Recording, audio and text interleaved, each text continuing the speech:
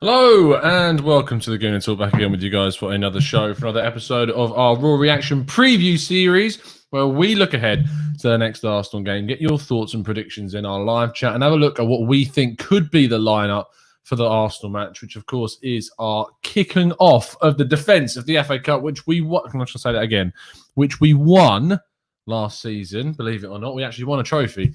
If you forgot, but we did, and we kick off our defence against Newcastle at home. So let's get into the predictions, lineups, and your thoughts as well in today's show.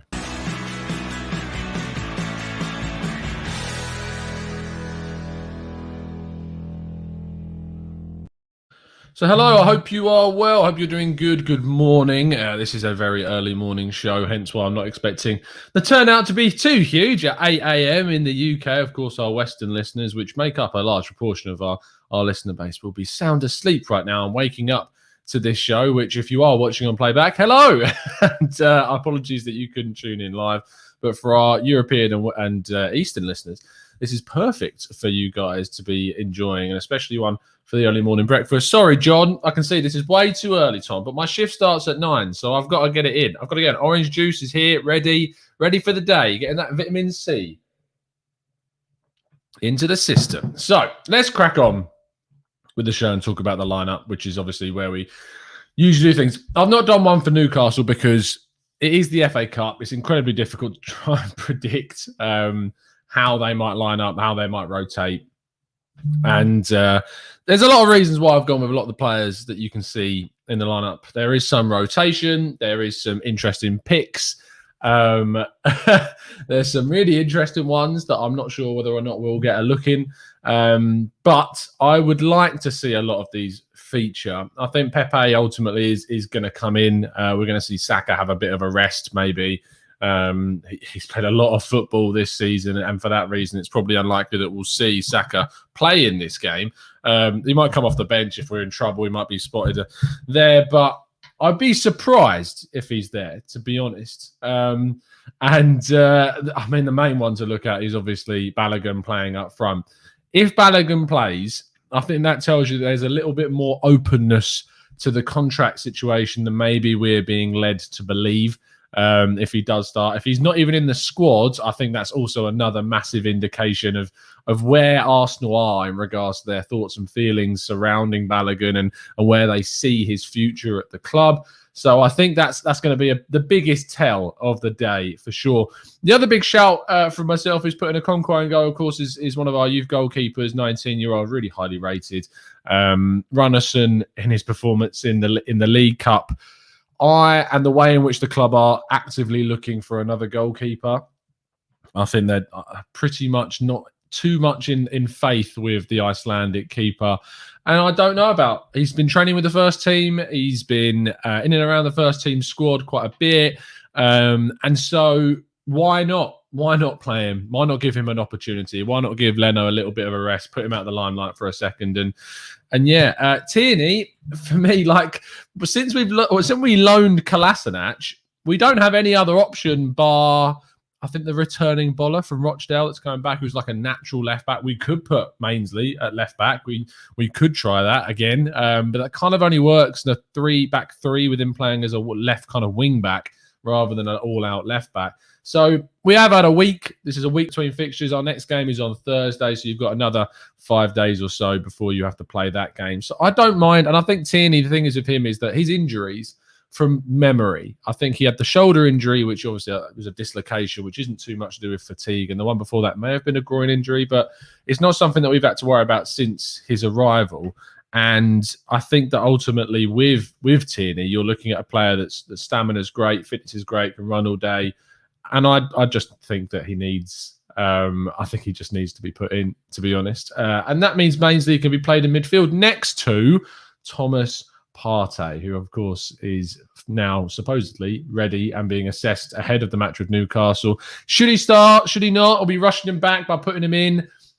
Well, you get your thoughts in the chat box whether you think that is the right thing to do. But it's a tricky one. I want to see him get back to match fitness, and I want to see him play against Crystal Palace. And I think that means giving him some minutes in this game to get himself up to speed, getting him to that level that we need him to be at for the Palace game. He's going to be someone that's going to be really hugely important in that Palace match. So I'm hoping that he is fit enough to be used and then substituted a little bit later on, hopefully when things are well and we've taken the game to Newcastle and sorted that out. But fingers crossed he's going to be seen in the squad for the match today. So fingers crossed there. Gabriel also returning as well from his COVID-19 isolation period, of course, testing positive just after the Chelsea match ahead of the Brighton game.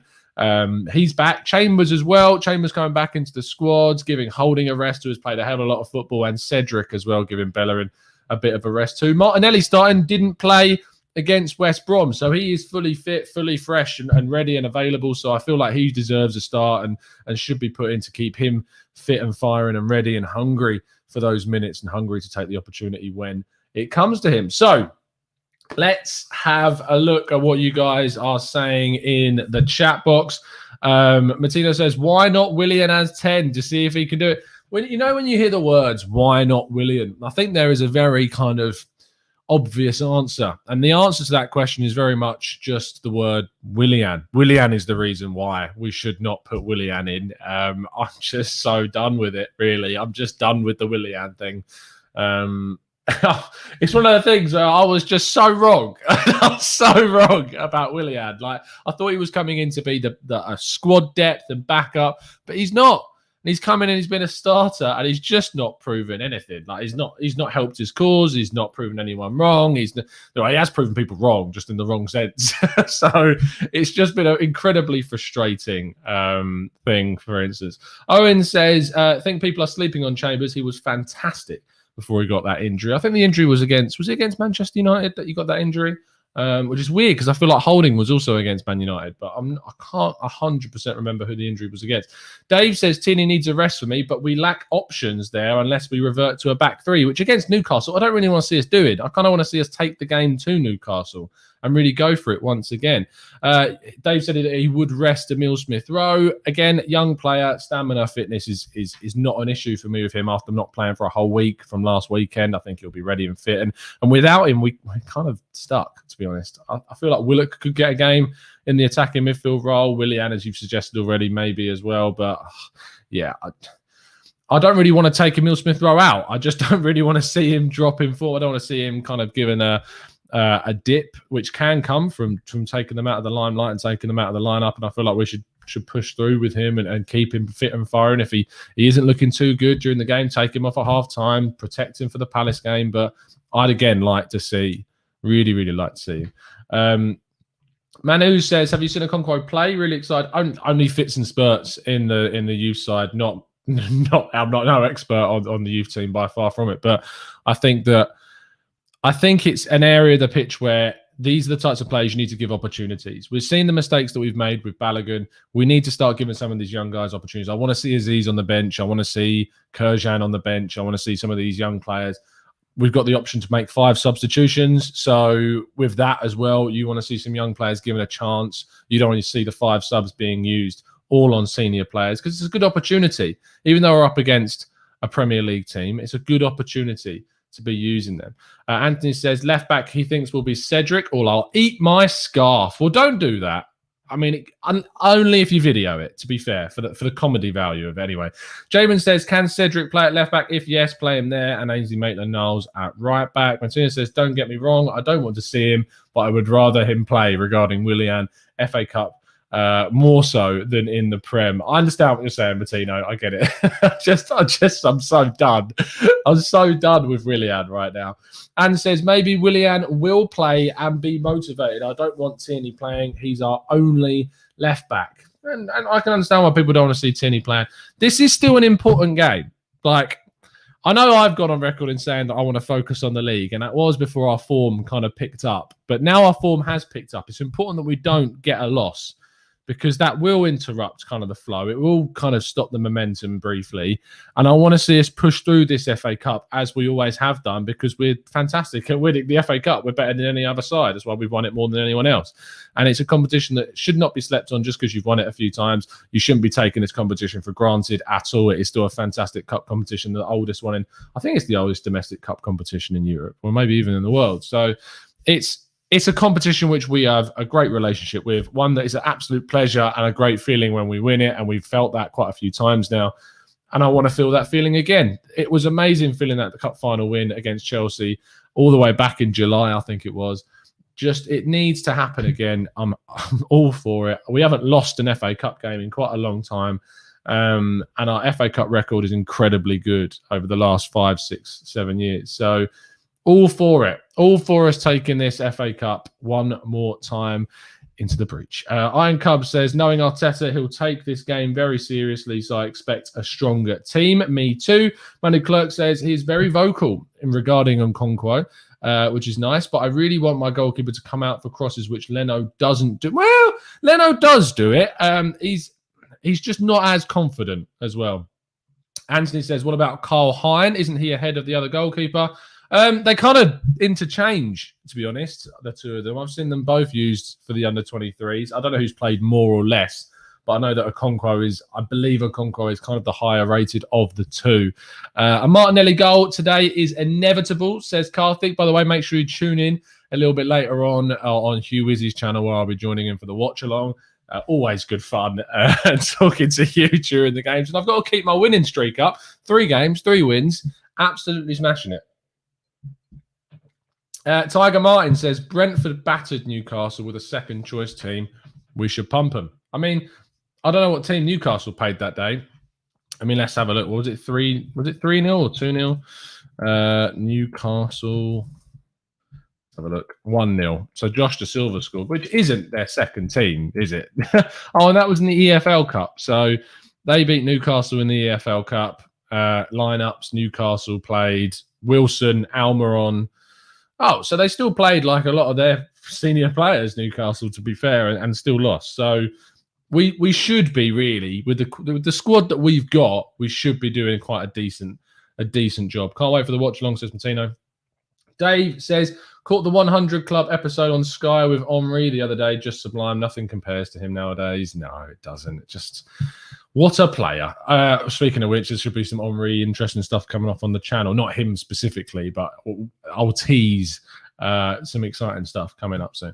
Matthew De Souza says, I so want fire to be lit under Pepe's backside and him to be really pushed through his negative mindset. Desperate for him to come good. You're not the only one, mate. A lot of us are really hoping that Pepe comes good. But with Saka now playing so well on the right, can we really see a chance of Pepe getting in this first team? Manu Clerk says, Ben Rama not really doing bits at West Ham, is he? It's a shame. He hasn't really been given too much of the opportunity yet. He hasn't been starting loads of games. He's only recently kind of been coming into the lineup. He's still getting used to the league.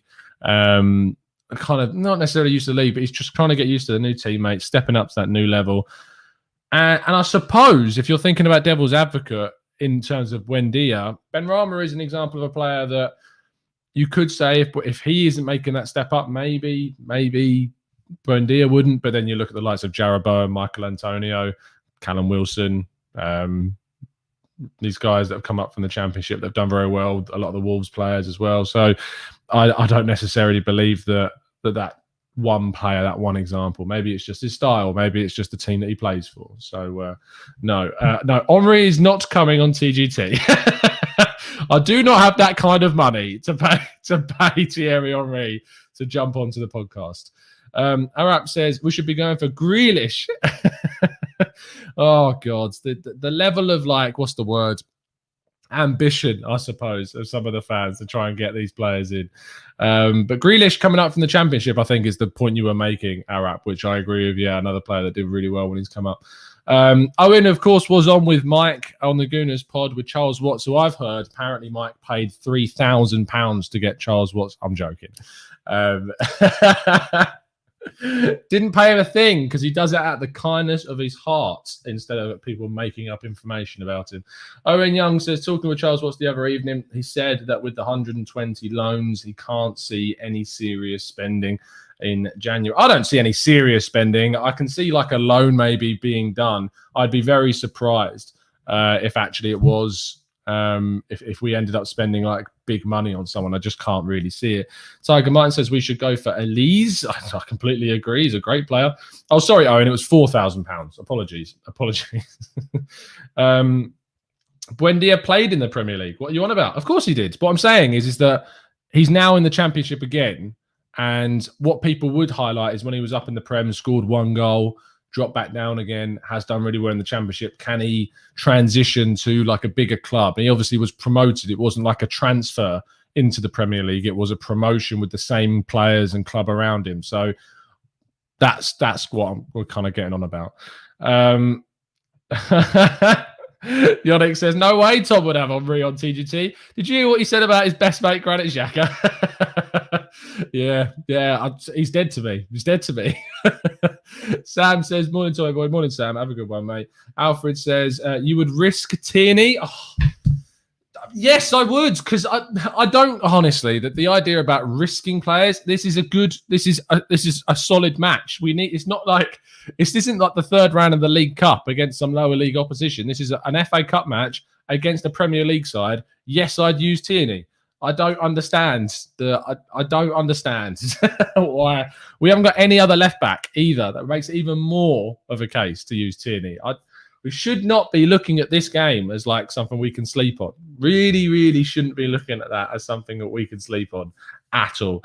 Let's have your predictions for the match then. What are you saying in regards to a scoreline? Is Arsenal going to absolutely smash it? Is it going to be a little bit more cagey than maybe we think it will? And Newcastle are going to set up to frustrate us? Or are they going to try and attack us and ultimately we'll hit them on the counter? The thing with these cup games, they can be a lot more open because, of course, there's no replays. They could go to a penalty shootout. Things are more open because teams have got to attack to try and score that goal. Where's that comment? Lord says, why not give Aziz a chance? I would be putting him on the bench, Lord, because we've got 5 subs that we can make out of 9. So I'd be very much inclined to put them on the bench. Hilmi says 3-1 to the Arsenal. Owen says Newcastle have been heavily hit with COVID and injuries. So a 3-0 win. Matt G says 3-0. Pepe with 2 goals. Manu says 2-0 Cedric Brace. That would be pretty incredible. Oh, dearie me. Anne says, I think we've been a little bit apprehensive because of Tierney's injury record. We're a sensitive bunch. As I said, one of his injuries, the most recent one was his shoulder dislocation, which is more of an impact kind of situation. So I don't think you should be too worried. I mean, knowing that he's going to go and do his ACL or something today. Touch wood. Martino Balogun to score all 6. You're stealing Dan Roberts' prediction with that. Porky Pork says 3-1, but any lineup now without Leno scares me. Dave says 3-1 Arsenal. Bruce doesn't want to play, says it's morally wrong. Does he? Does he actually say it's morally wrong? Steve Bruce saying it's morally wrong. Oh, yes, so he does. Newcastle boss says financially it's right to play on, but for me morally it's probably wrong. I understand people want to see a game of football, but we are just as vulnerable as everyone else. The speed which it hit our club within hours of each other, it was quite incredible how it rips through you. It's difficult to contain and stop, and it leaves people sick. I think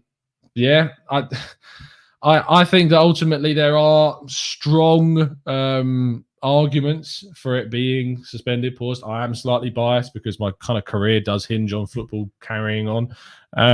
But I understand completely what he's saying, which is what frustrates me more. If we just have a small chat about this, like I'm addressing all professional football players. I doubt many of them, if any, watch this show, but it's really disheartening when you see players breaking the regulations, going out and having parties and meeting up with people and just being irresponsible because they're in a very, very privileged position. And not only are they putting themselves and their families and their friends at risk, but they're risking people's jobs as well, like my own. And I know it's very selfish of me to say, but I don't really care because I kind of need my job to survive. So I'd much appreciate if the players could actually follow the regulations and yeah, I'd just much rather they didn't break the rules and the regulations and just carried on and following it like most people I know are. So that's where I kind of want to finish that small, very small rant. But that's going to round off today's early morning show. Thank you for everyone that tuned in at 8 a.m. in the UK, and of course, if you are elsewhere in the world, thank you for tuning in. Also, we will have a show straight after the game. But if you want to watch me during the game, which sounds odd, but it's a genuine thing you can do, then hop over to Hugh Wizzy's channel because I'll be joining him for the game as per. looking forward to that. Always an absolute pleasure to chat with you. So, yeah, it's going to be fun. Hopefully, fingers crossed, we can get a good win, see some more Arteta ball. But make sure you drop a like on the video, subscribe if you're new, and as always, up the Arsenal.